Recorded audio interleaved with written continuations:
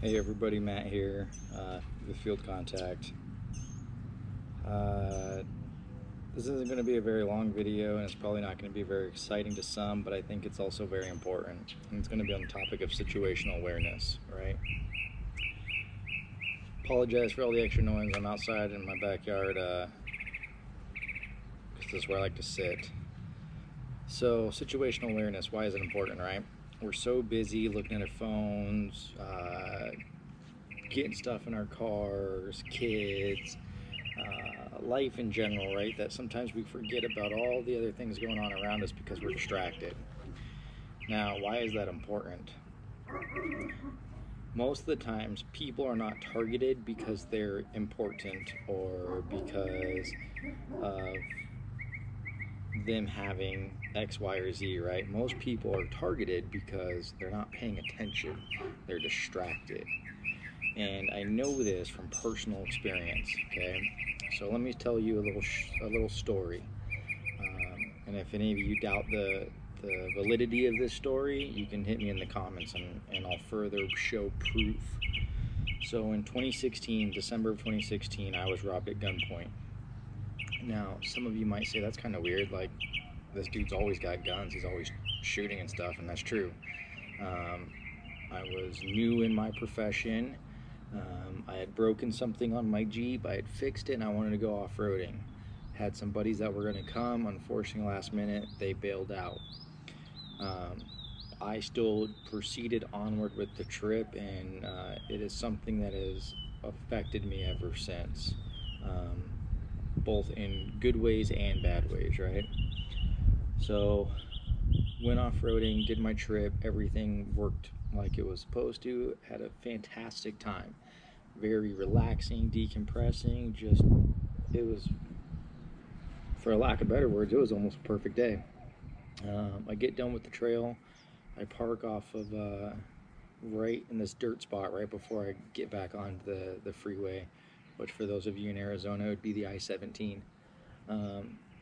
And I was refilling the air in my tires, and I heard sirens to the north of me. I didn't think anything of it because I was distracted. And I'm like messing around, putting stuff away in my Jeep, and I hear the distinct sound of like a flat tire, right? Like, I'm sure we've all heard that thud, thud, thud, thud, thud, thud, right? Where we go, ah, dang, flat tire. Okay, well, that's what I heard, but it wasn't my car, it was somebody else's. And so I hear that, and again, I ignore it. And so I go into my ice chest, I start messing around, getting a drink or something, whatever. And then I look up and I see this black Toyota Camry Corolla. I don't remember, it was an older model Toyota. And it comes flying off the frontage road, just hauling the mail, right? Like almost like the Pony Express, but it had the thud, thud, thud, thud. And I hear the sirens off go past me, so now they're going from now north to south.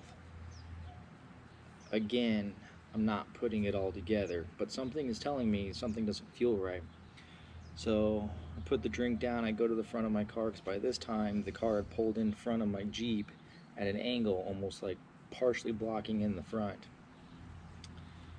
And so I grabbed my Glock 30, which for those of you that are familiar, subcompact 45 caliber handgun, 10 rounds, kicks like a donkey, wasn't very comfortable with it, and which leads into some other parts. So I grab my gun, I see like dirt and smoke, I see the car is occupied by two people, and I bring the gun and I bring it to like the small of like my back, like right behind my butt. I had a holster that wasn't very ideal, right? Like this was very early on in like my gun carrying days, and I've learned a lot since then. But I sidestep out of my driver's door and I look up, and as I look up, I see an individual standing at the hood of my car with a gun extended out, pointed at me, and he said, "Give me the fucking car." My Jeep was running, the music was playing, like I was ready to go. I was just grabbing a drink, right? uh, and everything slowed down. It was like time had stood still, and in that moment, I have felt very vulnerable. Um, to this day, I thought I was going to get shot and be left in the desert for dead. So everything like started like coming back, right? And I knew I had my gun. He said what he said, and me being in the profession that I was in, which is law enforcement, I I've told people dozens of times, right? It's just property. It's not worth your life. Now, if my kid was in there, it would have been a different story. If my wife was in there, it might have been a different story. If my son was in there like I intended him to be, I probably wouldn't be talking to you all right now, because there would have been a shooting that I think neither one of us would have came back from. But I didn't have my son, and at the end of the day, it was just all property, and it's property that's insured for that matter. So I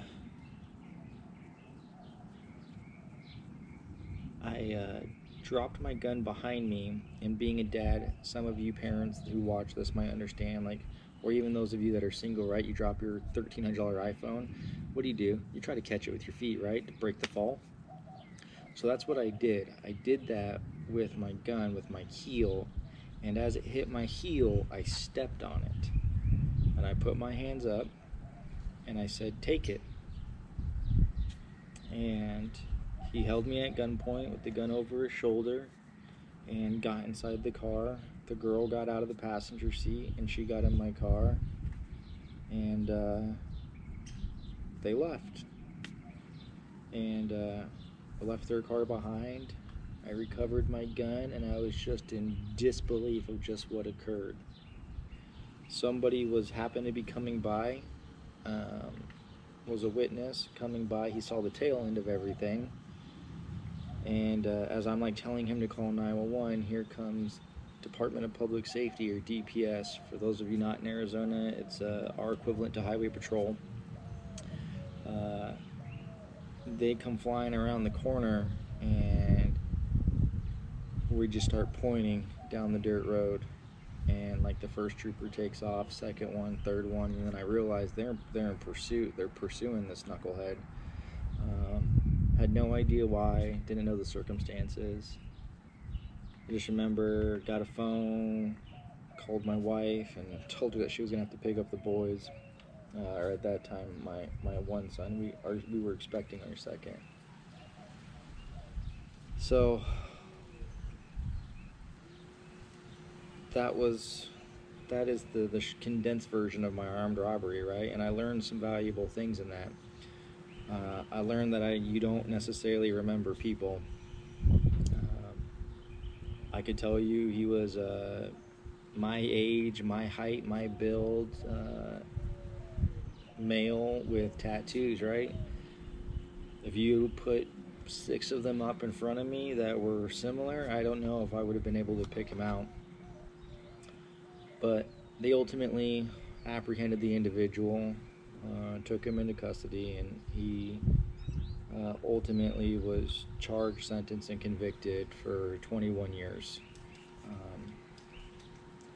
The reason that he was charged so extensively was due to the numerous charges and his prior convictions, and the fact that he admitted to a lot of it. He denied pointing the gun at me, but he didn't deny having it or deny taking my car, but he denied pointing it at me. So anyways, I share that story because it's important, because it taught me situational awareness. So fast forward to present day, right? I've been talking to people due to some other stuff, and the individual I was speaking to, she told me, she's like, Matt, when we experience things that we haven't experienced before, our mind categorizes it, and it puts it down, it saves it in a file, almost like a hard drive, right? And what that is, it's a tool, it's an upgrade, it's a reference card for you to reference back to should you ever experience something similar And she said what that does is that'll make you react faster and will react faster and more soundly, and your decision process will be much quicker maybe than somebody else who hasn't experienced it. And I have learned that that was true, and I'll share all of that later on. But so today I was taking the truck Silver Bullet out, getting it washed because I've been neglecting her for a minute. So I was taking her out to get washed, right? And I pulled in. I like to do-it-yourself car wash with a pressure washer. I like to just do my own thing and be left alone. So I pulled in, and I saw a U-Haul rental truck, and it was being driven by people who weren't moving, for the lack of better words, right? It is not uncommon for people to rent a rental truck, especially U-Haul, because they're cheaper than like going to Enterprise or Hertz. And so there is a criminal element who understands that, and because they don't cost as much and they don't require as much to rent, they will rent those, right, to have a vehicle. Now, I saw these individuals, and I felt a certain way. I had an extreme case of anxiety because as I was sitting there in my truck, their hazards were on the rental truck, and they were right in front of me outside of the car wash bay.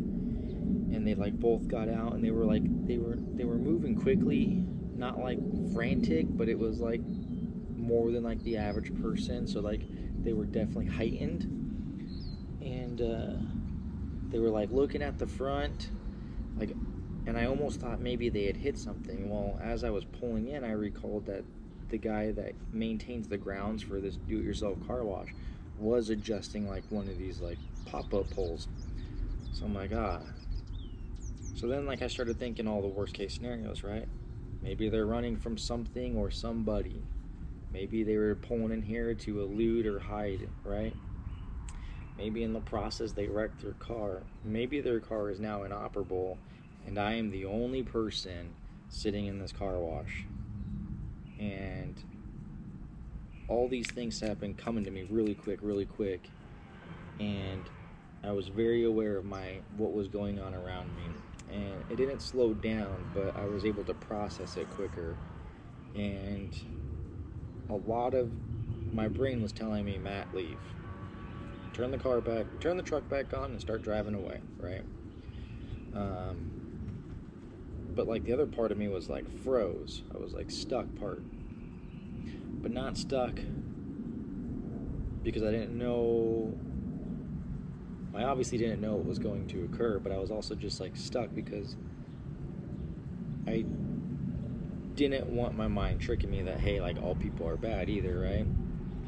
But then like the anxiety heightened up a little bit more as the passenger came around from the front of the truck and started walking towards the back of the U-Haul rental truck, almost like if they were going to close the gap to my truck. Had a sling fanny pack on, which in my world usually tells me there's something concealed in that bag, right? So the first thing I did is took a picture of the truck just in case I would need it, right? And I put my phone quickly in my pocket because on my armed robbery in 2016, my phone was still in the cup holder. So I quickly put that in my pocket, and then I grabbed my gun. I didn't unholster it, but I grabbed it, and I had a good purchase on it, and it was like ready to go, almost like I wasn't going to let this happen again, or I wasn't going to be another victim again, right? I don't know if that is the right or appropriate thing, but what I want to share with you in this is situational awareness, okay? Maybe the fact that I was aware enough and I recognized some cues or indicators that I didn't get out of my truck right away, right? I didn't go and like start pulling out my wallet with some money in it. I didn't start doing the bill changer, right, where I was distracted on something else. I didn't have my head down on my phone as I was walking away from my truck, leaving it unsecured. I wasn't bringing attention to myself by not being aware, right? So, situational awareness. I know there are plenty of other people who talk about it.